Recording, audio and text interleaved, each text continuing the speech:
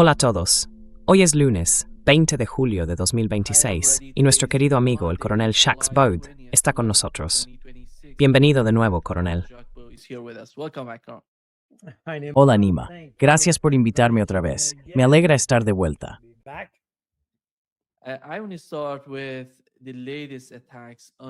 Quiero empezar hablando de los últimos ataques contra Estados Unidos, que intenta de alguna manera aislar algunas ciudades en el sur de Irán por la importancia estratégica que tienen. Una de esas ciudades es Bandar Abbas. Atacaron 7 puentes que llevan a Bandar Abbas, intentando aislarla. Más tarde vimos las imágenes y quedó claro que eso es imposible por la propia geografía de la zona. También están atacando algunos objetivos en la parte occidental de Irán. Uno de ellos fue la central nuclear de Dar-Kobin, situada en la provincia de Juzestán, en el oeste del país.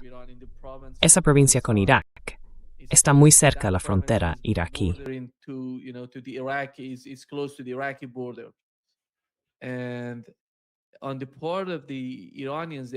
Y por parte de los iraníes, lo más significativo fue el ataque a Jordania.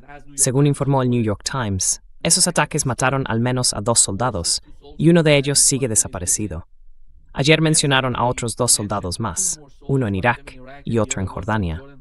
Pero esos ataques hirieron a decenas de militares estadounidenses y dañaron varios helicópteros y cazas.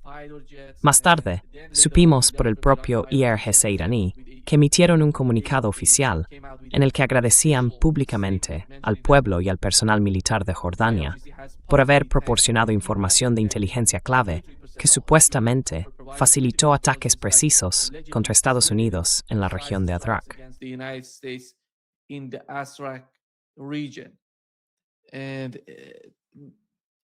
Y lo que fue importante, lo otro que también resultó significativo, fue el anuncio por parte de los Emiratos Árabes Unidos. Dijeron que no quieren esta guerra, que no quieren que la situación escale, porque Irán afirmó que en los próximos días va a atacar Fujairah y los puertos que los Emiratos están utilizando para exportar petróleo. Básicamente, dependen de esos puertos para sobrevivir. Esa es la situación actual. Por un lado, vemos a Estados Unidos aumentando la tensión de alguna manera. Ayer supimos que Israel se está preparando para unirse y que Estados Unidos está dispuesto a escalar el conflicto. Por otro lado, no vemos que Irán esté retrocediendo. Coronel, ¿cuál es su interpretación de esta fase actual de la guerra?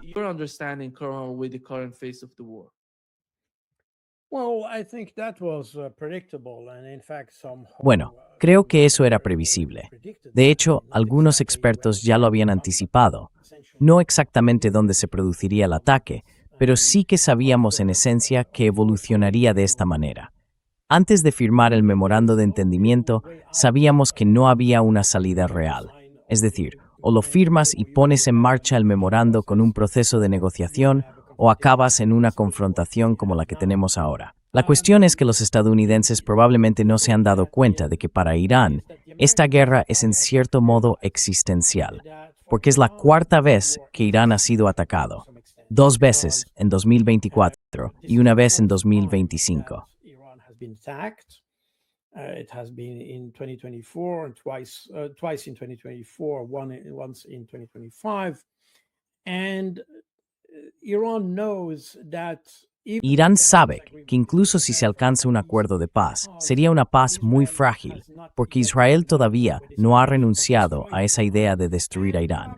Y probablemente aún haya gente en Estados Unidos que contemple esa misma idea de destruir a Irán. Al final, llevamos décadas oyendo hablar de una guerra contra Irán, y ahora se está convirtiendo en realidad. Los iraníes saben que si el problema no se resuelve de una vez por todas, volverá con más fuerza. Desde 2024 hemos visto una escalada del conflicto. Cada vez ha sido más fuerte, más intensa. Así que, por lo que entiendo, porque no estoy en Teherán, el cálculo de los iraníes es que ha llegado el momento de resolver esta cuestión.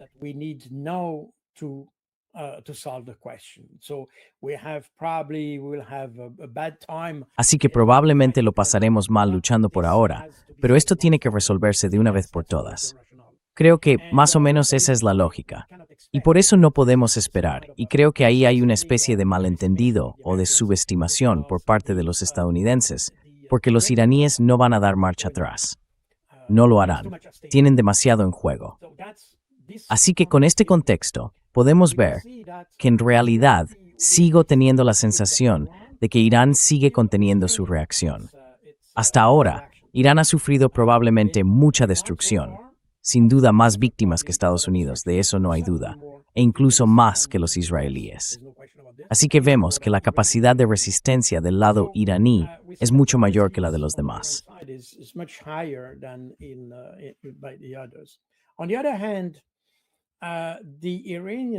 Por otro lado, los iraníes no han atacado objetivos civiles.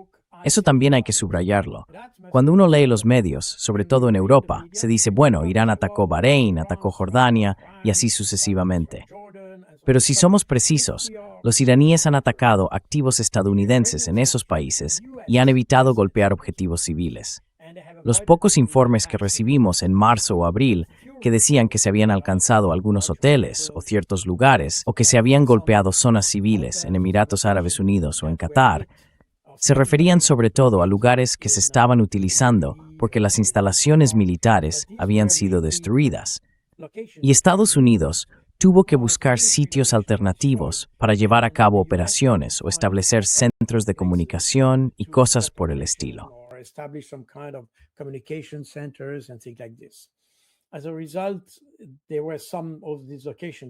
Como resultado, algunos de esos lugares fueron alcanzados por los iraníes. Pero en realidad, los iraníes nunca atacaron a la población catarí, ni a la bahreiní, ni a la saudí, ni a la jordana. Dicho esto, vemos que los iraníes de hecho son extremadamente, como ya vimos en la Operación Promesa Verdadera 1, bueno, esta no estaba numerada, pero también en Promesa Verdadera 2 y Promesa Verdadera 3, donde los iraníes apuntaron de forma constante a objetivos militares. Es decir, sobre todo los objetivos israelíes eran únicamente militares, y ahora siguen en esa misma línea. Así que atacaron Pero claro, en la primera respuesta, o en las primeras oleadas de la respuesta iraní, los ataques fueron contra instalaciones estadounidenses en Arabia Saudí, y así sucesivamente. Y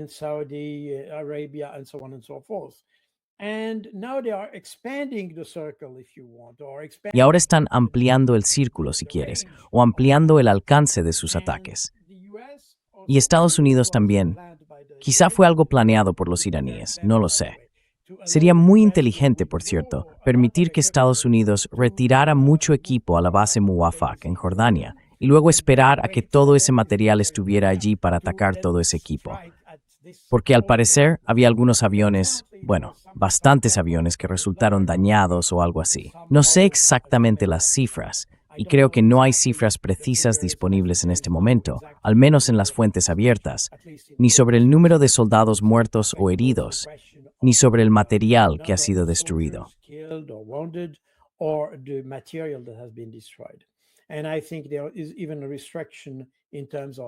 Y creo que incluso hay una restricción en cuanto a las imágenes por satélite disponibles sobre este tema. Como resultado, no sabemos exactamente cuál es la situación. Pero si escuchamos a los iraníes, y de nuevo, no sé si nos dicen la verdad, pero supongamos que sí, hay mucho equipo que ha sido destruido en esta base jordana. Curiosamente, parece además que los jordanos se sorprendieron con este ataque.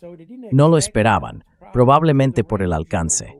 No sé por qué, porque en mi opinión, Irán ya había este steps más impuestos que lanzaron a comienzo de Sol.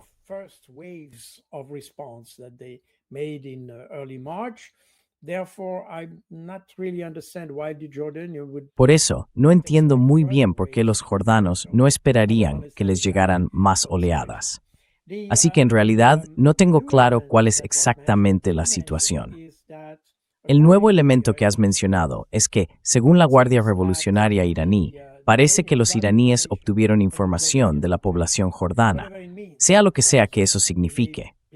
Porque puede haber gente que dé información sin darse cuenta, no necesariamente porque sean traidores o algo así, sino simplemente porque responden a preguntas de forma ingenua, y así es como ocurre. Pero eso significa que los iraníes probablemente tienen una red de inteligencia más amplia en esos países, en los países árabes, de lo que solemos sospechar. So that, I think, must be Así que creo que esa debe de ser una de las consecuencias de todo esto. La otra consecuencia, o lo otro que podemos decir, es que muy probablemente los iraníes saben exactamente lo que está pasando.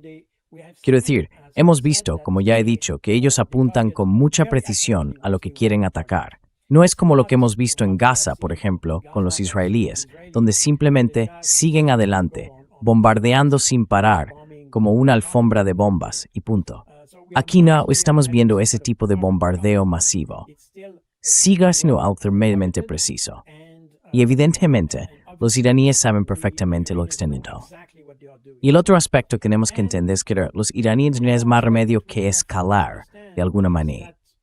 the Iranians have no choice but to escalate somehow. It has to be a controlled escalation. And I think that's Tiene que ser una escalada controlada. Y creo que ese es un aspecto muy importante, porque obviamente no quieren llegar a una guerra total y brutal. Tiene que ser una escalada controlada para demostrar a esta coalición entre Israel y Estados Unidos que están preparados para avanzar. Así que están dispuestos a pagar el precio, por decirlo así. Saben que si escalan, también recibirán una respuesta más intensa. Lo saben, pero al mismo tiempo no quieren ir al extremo, a una guerra total. Aún así, han dicho que mientras no alcancen su objetivo, están dispuestos a intensificar el conflicto. Creo que es un mensaje muy contundente, aunque medido, el que están transmitiendo los iraníes.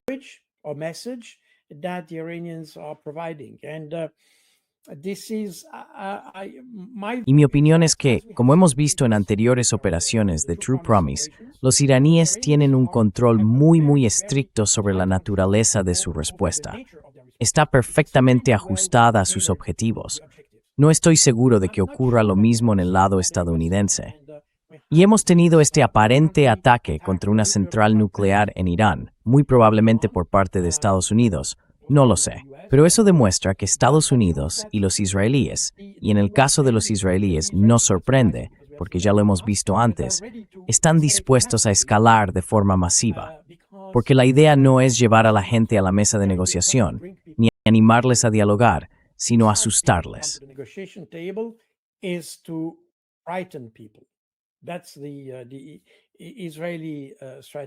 Esa es la estrategia israelí. Creo que los estadounidenses están un poco en esa misma línea. También podemos verlo en las primeras oleadas de ataques.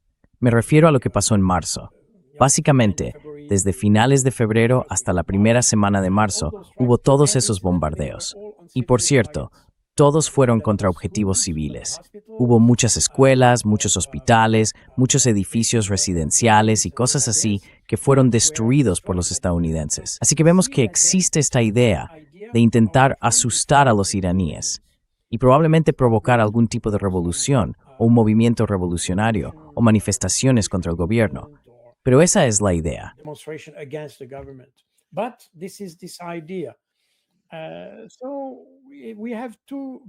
Así que aquí tenemos dos estrategias muy distintas para afrontar esta escalada. Y lo que estamos viendo por parte de los iraníes es totalmente coherente con lo que hemos visto hasta ahora. Es decir, el mando y control en Irán sigue un guión muy claro para gestionar la situación. Probablemente, al menos desde el punto de vista intelectual, estén mejor preparados que los estadounidenses. Y eso nos sorprende, porque en el lado americano no está del todo claro que todos estén de acuerdo sobre cómo abordar este conflicto. No sabemos exactamente qué quieren los estadounidenses. No sabemos si buscan alcanzar la paz o si pretenden lograr algún tipo de éxito. ¿Y qué tipo de éxito sería ese? Así que hay mucha incertidumbre cuando analizamos la estrategia de Estados Unidos.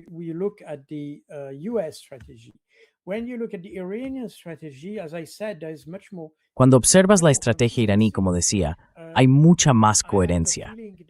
Tengo la sensación de que ellos tienen la situación mucho mejor controlada que los estadounidenses. Es cierto que los estadounidenses probablemente tienen más medios, más recursos, más aviones y más misiles. Puede que sea así. Pero en cuanto a mando y control, creo que los iraníes tienen una respuesta más estructurada, intelectualmente o mentalmente, que los estadounidenses. Y creo que eso se nota claramente en el tipo de objetivos que utilizan los israelíes. Cuando ves a los estadounidenses por el otro lado, se percibe mucho más desorden en la elección del objetivo o en el sistema de selección de objetivos que en el iraní. Eso es lo que puedo decir. than in the Iranian one. So that's what I can say. Yeah. But when it comes to Pero cuando hablamos de los objetivos, ¿cree que con el paso del tiempo la escalada se centraría en las redes eléctricas o quizá en la infraestructura petrolera? Porque esa es la gran preocupación, como he mencionado, en Emiratos Árabes Unidos, en Qatar y en Arabia Saudí. Esos países están muy preocupados por esa posible escalada. countries are so much concerned about that escalation?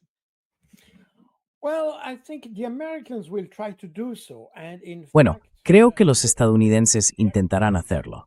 De hecho, si miras campañas aéreas anteriores y si observas los fundamentos de la doctrina estadounidense sobre cómo se llevan a cabo esas campañas, los bombardeos, verás que llega un momento en el que se ataca la red eléctrica y cosas por el estilo. El problema es que cuando atacas, digamos, a Irán, la red eléctrica de Irán, obviamente puedes afectar la vida económica del país. Pero estamos en una situación en la que Irán tiene medios para responder a eso. Y para Irán no supondría absolutamente ningún problema destruir las plantas de desalinización que hay en Oriente Medio, en todos los países del Golfo. all across the Gulf Cooperation countries. And that would mean almost the end of these countries. Y eso significaría casi el fin de esos países, al menos durante un tiempo, porque sin agua se puede vivir sin electricidad, pero no se puede vivir sin agua. Y hasta donde yo sé, los estadounidenses ya han atacado una planta de desalinización en Irán, lo que significa que Irán podría tener un motivo legítimo para hacer lo mismo en los Estados Árabes. Ahora bien, la limitación de eso es que, en mi opinión, como ya dije antes, los iraníes no atacaron a los países como tales. Atacaron las instalaciones estadounidenses dentro de esos países. Y, por lo que yo entiendo, al menos hasta donde sabemos y podemos evaluar en este momento, Irán evitó atacar o atacar directamente a la población árabe, a la población saudí, a la población qatarí y cosas por el estilo. Saudi population, Qatari population, and things like that. They try to keep their targeting related. Han intentado mantener sus ataques centrados en los intereses estadounidenses en esos países. Pero cuando atacas instalaciones de desalinización, entonces estás atacando directamente a los países, a la población de esos países. En mi opinión, Irán sería muy reacio a hacerlo, probablemente también por razones humanitarias, aunque no solo por eso.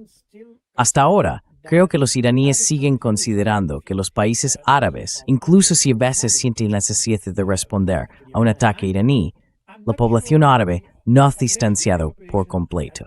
Alienated by the Iranians. I think there is still a very strong support. Creo que todavía hay un apoyo muy fuerte a Irán en los países árabes. Y tenemos dos indicios de ello, al menos dos. Seguramente hay más, pero estos son los que me vienen a la cabeza hoy.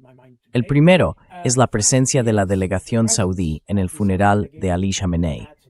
Eso demuestra que a pesar del conflicto, la población árabe, es decir, el país árabe, no las instalaciones estadounidenses en Arabia Saudí, sino los propios saudíes, sintió cierta compasión por los iraníes. Ese es el primer aspecto. Y el segundo es el que ha mencionado antes. The first aspect. And the second aspect is the one you mentioned before. And we mentioned before that this idea that Iranians. Y antes mencionábamos esta idea de que los iraníes obtuvieron información de inteligencia de gente en Jordania, lo que significa que hay una base de apoyo de alguna manera en esos países. Y no estoy seguro de que los iraníes quieran perder eso. Al contrario, querrán mantener ese apoyo popular porque podría tener un papel en futuras negociaciones. Recuerda que uno de los puntos del memorando de entendimiento es retirar las instalaciones militares estadounidenses en las proximidades de Irán. No sé exactamente qué significa eso en términos concretos, pero fue una decisión tomada.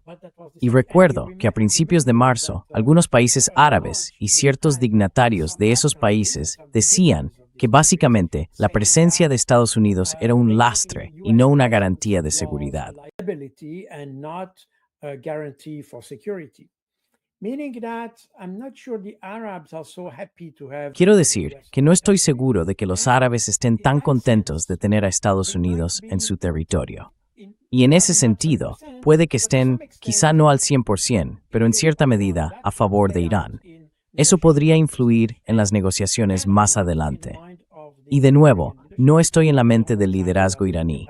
No sé exactamente cuál es su plan, pero puedo imaginar que intentarían conservar ese posible apoyo que tienen en los países árabes todo el tiempo que puedan, y evitarían atacar instalaciones que afecten a la población árabe mientras les sea posible. Además, como un tercer argumento, podríamos decir que es más fácil acusar o presentar quejas contra Estados Unidos, porque Estados Unidos ha atacado, por ejemplo, hospitales, escuelas y cosas así, si tú no haces lo mismo. If you don't do the same. If you start doing the same as they do, then how can Si empiezas a hacer lo mismo que hacen ellos, ¿cómo puedes hacer esas acusaciones? Mira, mi opinión es la siguiente, y repito, no lo sé con certeza, pero basándome en lo que hemos visto hasta ahora, en la forma en que Irán ha reaccionado ante los distintos ataques que ha sufrido, tengo la impresión de que Estados Unidos podría intentar atacar la red eléctrica y cosas por el estilo.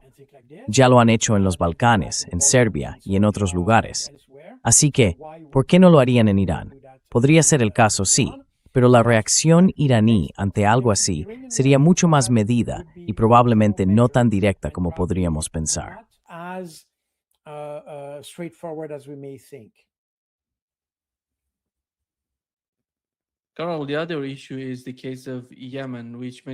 Carol, el otro tema es el caso de Yemen, donde mucha gente dice que podría unirse a la lucha. Depende de cómo evolucione la situación entre Irán y Estados Unidos. Si Israel se implica, si finalmente llegan a algún tipo de guerra total contra Irán. Pero el punto, desde la parte iraní, como dijo hoy el portavoz del Ministerio de Asuntos Exteriores de Irán, es que no creen que exista un embargo aéreo contra Yemen. De hecho, consideran que esa interpretación de la resolución del Consejo de Seguridad y afirman que el principio de sancionar a un país o a una nación es injusto y cruel.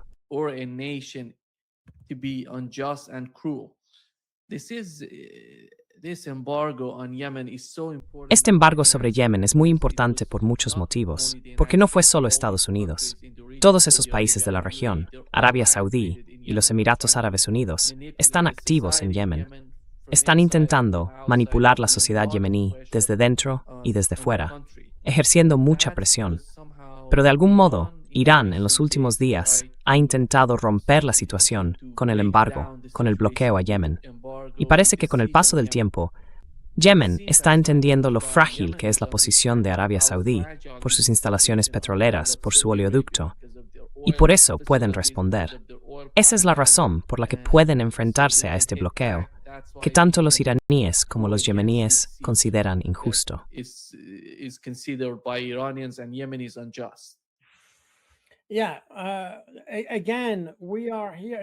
Sí, de nuevo, estamos ante una relación compleja, porque entendemos que Yemen está en guerra con Arabia Saudí, pero también, de alguna manera, está en guerra con Israel, aunque por ahora esa guerra contra Israel se haya detenido.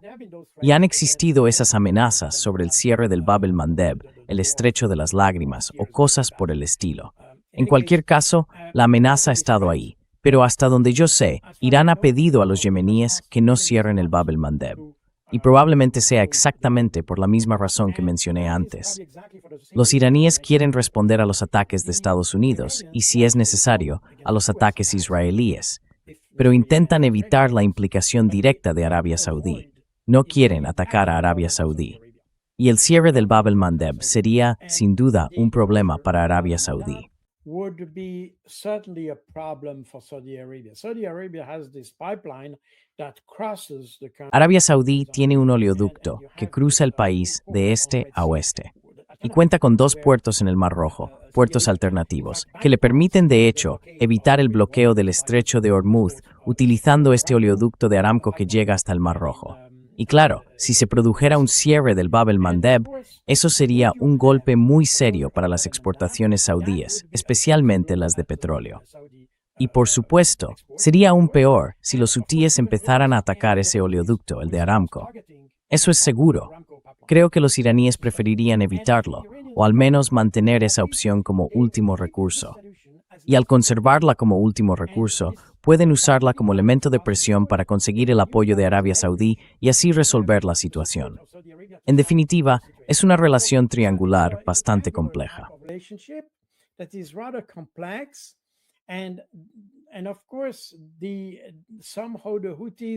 Y claro, de alguna manera los hutíes están un poco atrapados en medio, porque evidentemente hace unos días tuvimos un caso en el que los saudíes bombardearon el aeropuerto, el de Sanaa o algo parecido, impidiendo que algunos aviones pudieran aterrizar allí y cosas por el estilo. Así que tenemos una situación bastante ambigua. Los iraníes querrían o intentarían evitar que esto se polarice y que una relación triangular se convierta en un conflicto bilateral. Y creo que esa es mi opinión personal, porque, como decía, los yemeníes han amenazado con cerrar el Bab el-Mandeb, y al parecer, Irán les ha pedido que no lo hagan por ahora. Eso significa que los iraníes preferirían hacerlo más adelante y utilizar el Bab el-Mandeb, y probablemente también otras medidas, como una forma de presión para tener a los árabes de su lado.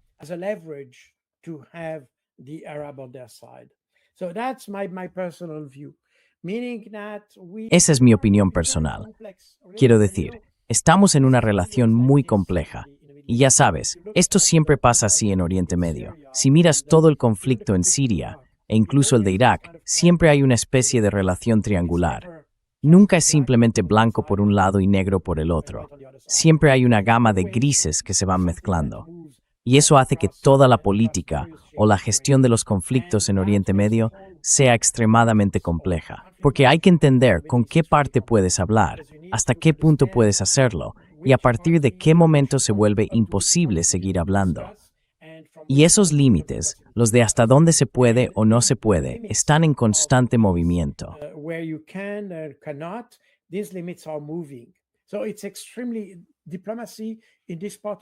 La diplomacia en esta parte del mundo es extremadamente compleja. Y eso es exactamente lo que estamos viendo aquí. También se nota con, como decíamos, estos países árabes, es decir, el Consejo de Cooperación del Golfo, han aceptado la presencia de Estados Unidos en su territorio, pero al mismo tiempo se dan cuenta de que es una carga.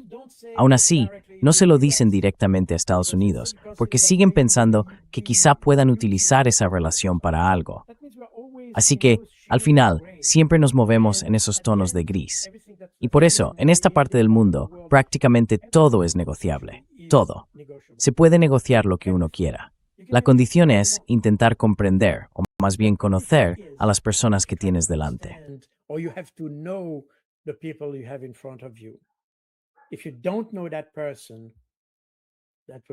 Si no conoces a esa persona, eso se pierde. Y lo digo por experiencia personal.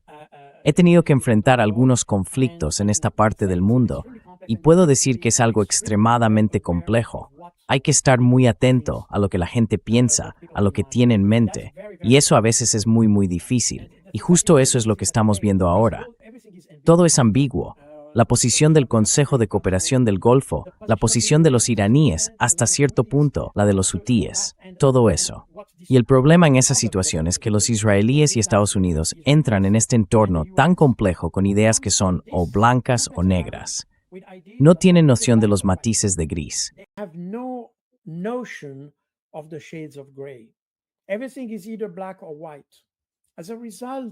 Todo es o negro o blanco. Y por eso cada vez que dan un paso, es un paso equivocado. Esa es la razón, o al menos una de las razones por las que Israel no consigue integrarse en su propio entorno geopolítico. Porque los israelíes, o los israelíes actuales, en realidad son europeos, no son de Oriente Medio. Nunca lo han sido. Históricamente, nunca. Los israelíes que viven hoy en Israel son europeos puros, completamente. Hay un pequeño número de israelíes mizrajíes que pertenecen a la cultura de Oriente Medio y que probablemente sí puedan entender los matices y la sutileza del diálogo o de la diplomacia en esa región.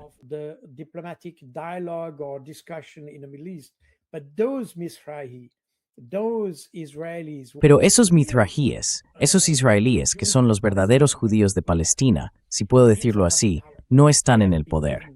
De hecho, se les ha mantenido alejados del poder. El poder está en manos de los judíos de Europa del Este, los askenazíes, que históricamente no tienen ninguna relación con Oriente Medio. Y estas personas tienen todas las características de los europeos. La misma arrogancia, la misma forma de afrontar los problemas. Probablemente también tengan algunos aspectos positivos, quizás sean más eficientes o algo por el estilo.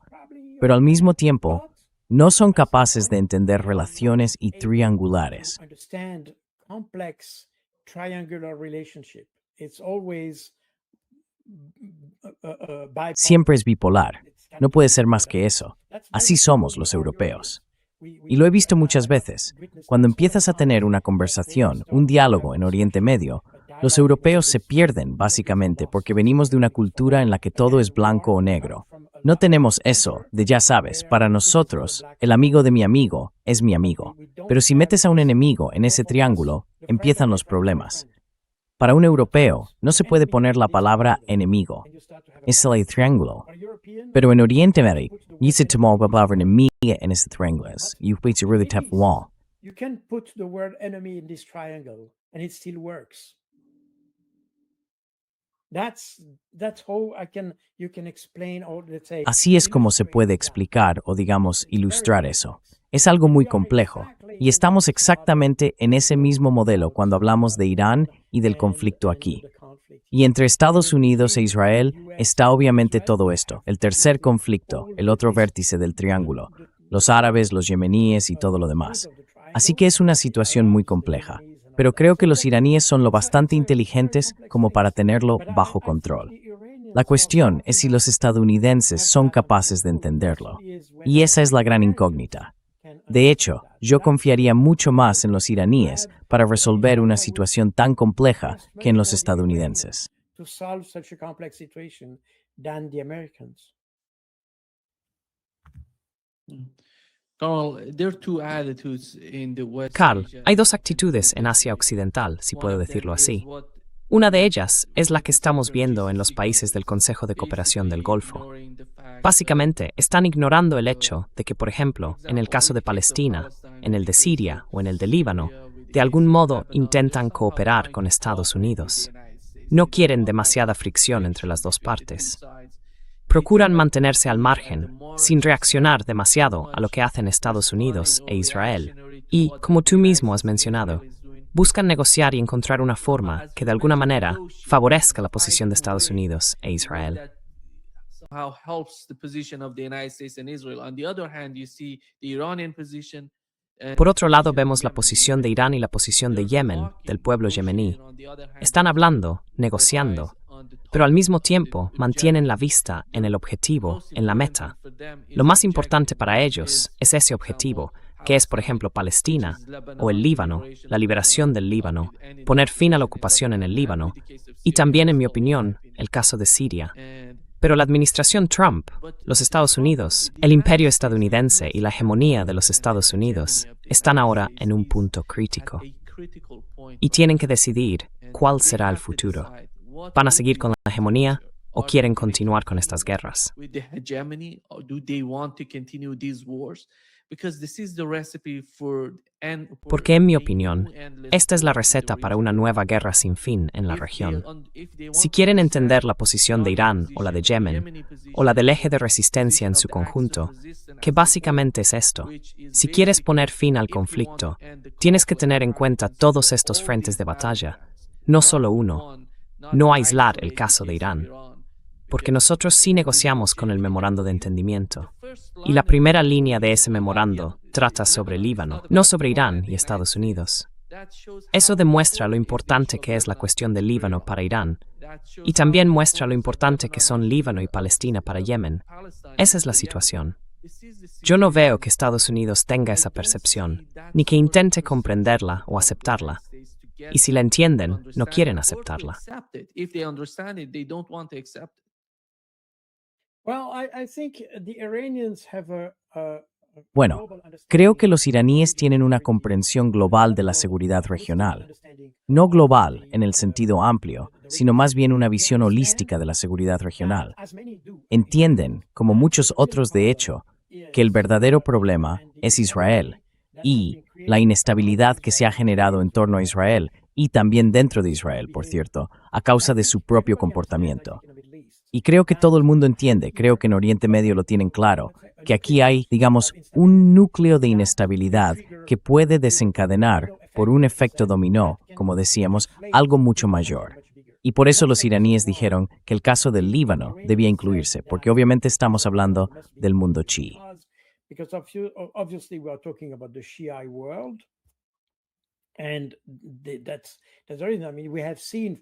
Y por eso quiero decir, hemos visto, por ejemplo, que cuando Estados Unidos e Israel empezaron a bombardear Irán, todas esas facciones chiíes en Irak y en otros lugares comenzaron su propia guerra. Eso significa que cuando Estados Unidos ataca a Irán, eso influye en el comportamiento de todos esos movimientos. Así que no se puede separar un frente del otro. El frente de guerra en Irán está relacionado de alguna manera con el frente de guerra en Líbano, que a su vez está vinculado con el de Siria y los altos del Golán, y por supuesto con lo que ocurre en Irak. Y lo que pasa en Irak también tiene un impacto en lo que sucede en Arabia Saudí. Recordemos que en Arabia Saudí hay una gran minoría chií, no lo olvidemos.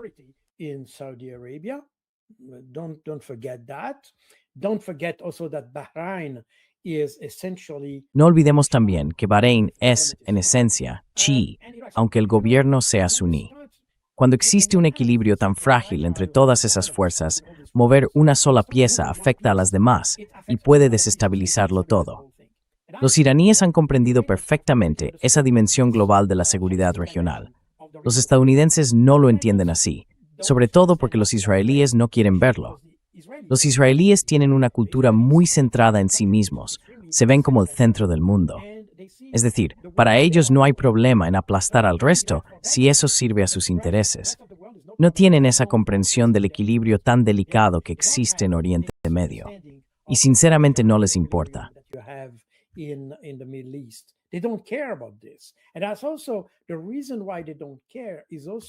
Y esa es también la razón por la que no les importa, porque sienten que si alteran ese equilibrio, Estados Unidos vendrá a salvarles.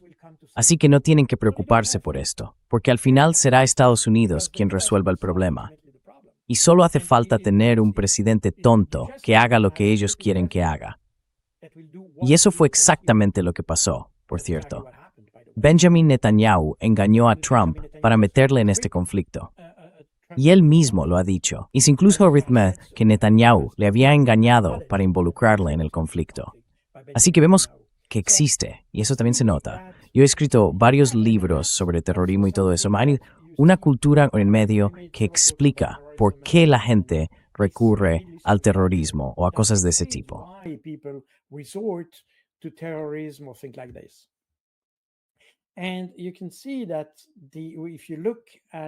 Y se puede ver si uno observa a quienes desarrollan la teoría del terrorismo, el yihadismo y cosas por el estilo. Me refiero, claro, a los suníes, porque eso, por cierto, no se ve entre los chiíes. Es muy interesante ver que es algo que se ha desarrollado dentro de la comunidad suní y no tanto en la chií. Pero en fin, en esta parte del mundo sigue existiendo esa idea de un enfoque global de la seguridad regional. Todo depende de otra cosa, y cuando se mueve una pieza, todo el conjunto puede verse comprometido. Eso es algo que los iraníes entienden muy bien. Los estadounidenses tienen una hegemonía, pero su hegemonía, bueno, la llamamos hegemonía.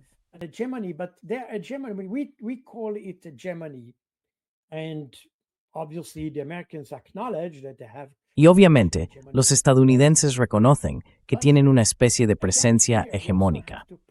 Pero de nuevo, aquí también tenemos que ponernos en el lugar de los estadounidenses.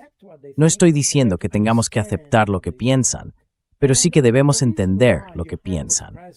Y la razón por la que mantienen esa presencia, no solo en Oriente Medio, por cierto, sino en todo el mundo, con esas 800 instalaciones o bases militares o lo que sea que tengan repartido por el planeta, es porque sienten que su seguridad depende de esa presencia.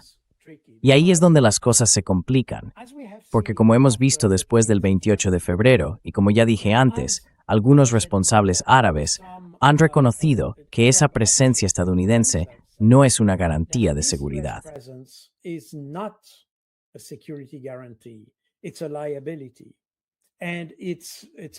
Es una carga y de hecho una receta para la inseguridad. Pero si lo miras desde Estados Unidos, ellos sienten que deben estar presentes porque son los únicos que pueden ofrecer seguridad. Una vez más, estamos entre dos formas distintas de entender lo que significa la seguridad. Mira, para mí personalmente, si hay un conflicto entre dos tribus, en Pakistán, en Afganistán, en Irán o en Arabia Saudí, eso no me preocupa en absoluto, personalmente. El problema es que los estadounidenses tienen la sensación de que cuando pasa algo en algún lugar, deben controlarlo o aprovecharlo, o incluso manipularlo para sus propios fines. Y por eso hay tantos conflictos que se han agravado, como suele ocurrir, por ejemplo, con el problema kurdo.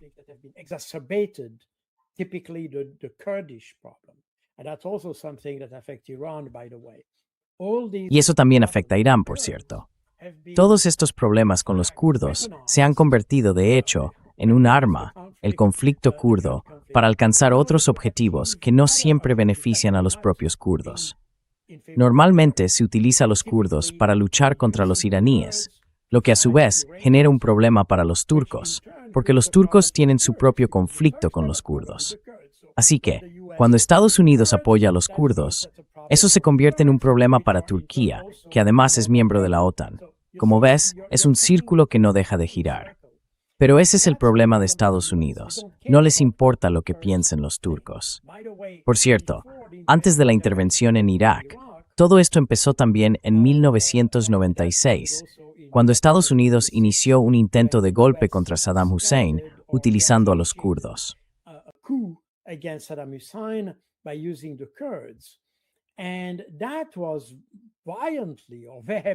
Y eso fue brutal, violenta, o mejor dicho, vehementemente rechazado por los turcos.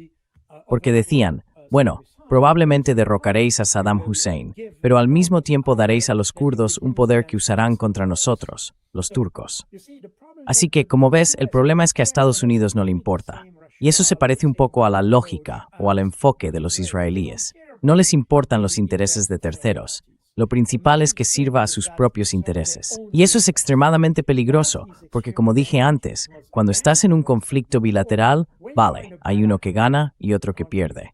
Bien, pero cuando estás en una relación triangular, no es exactamente lo mismo.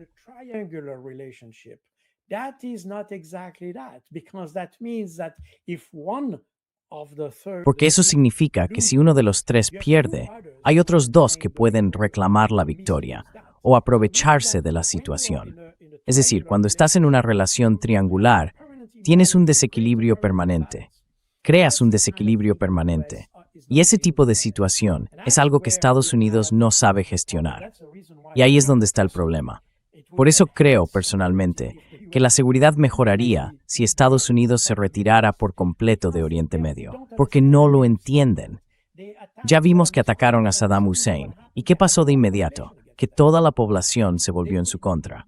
De nuevo, siempre estamos en ese tipo de modelo triangular, y los estadounidenses no son capaces de manejarlo. Por eso fracasaron en Afganistán, por eso fracasaron en Libia, y por eso fracasaron en Irak.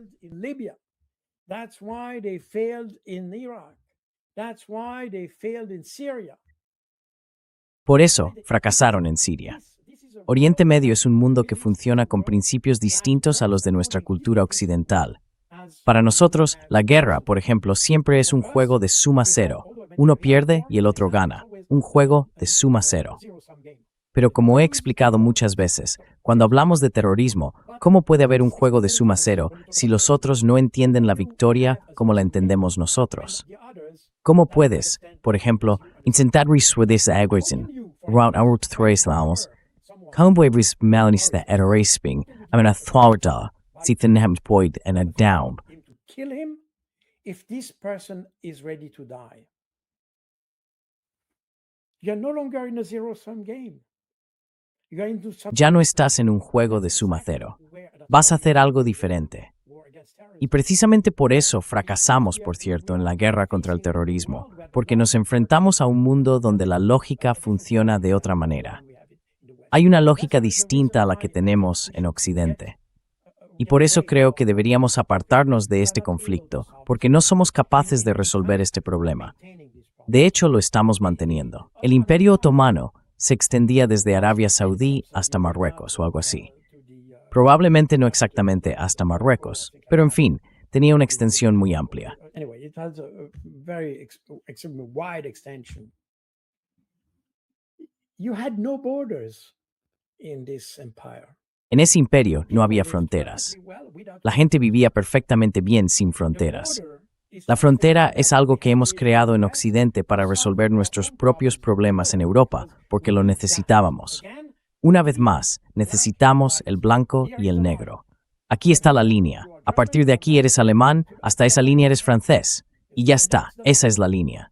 Y así todo el mundo está contento.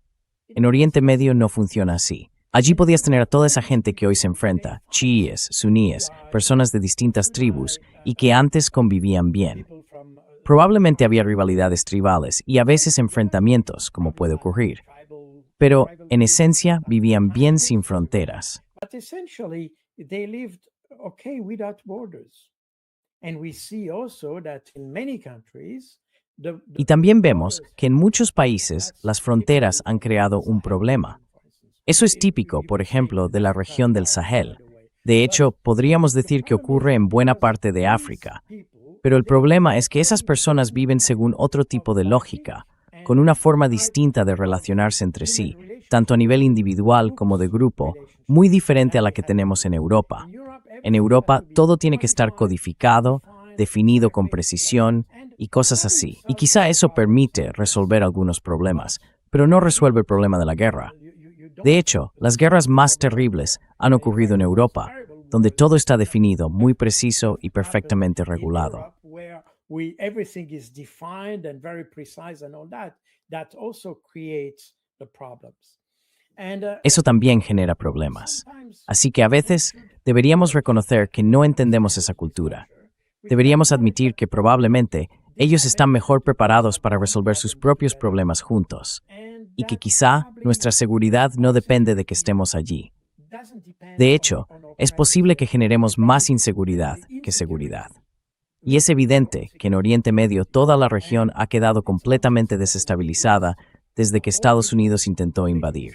No solo Estados Unidos, por cierto, porque siempre tendemos a culparles. Pero recordemos que hubo una primera coalición de los dispuestos que luchó contra Irak en 2003. Estaban, por supuesto, los Estados Unidos, pero también el Reino Unido, Polonia y Ucrania.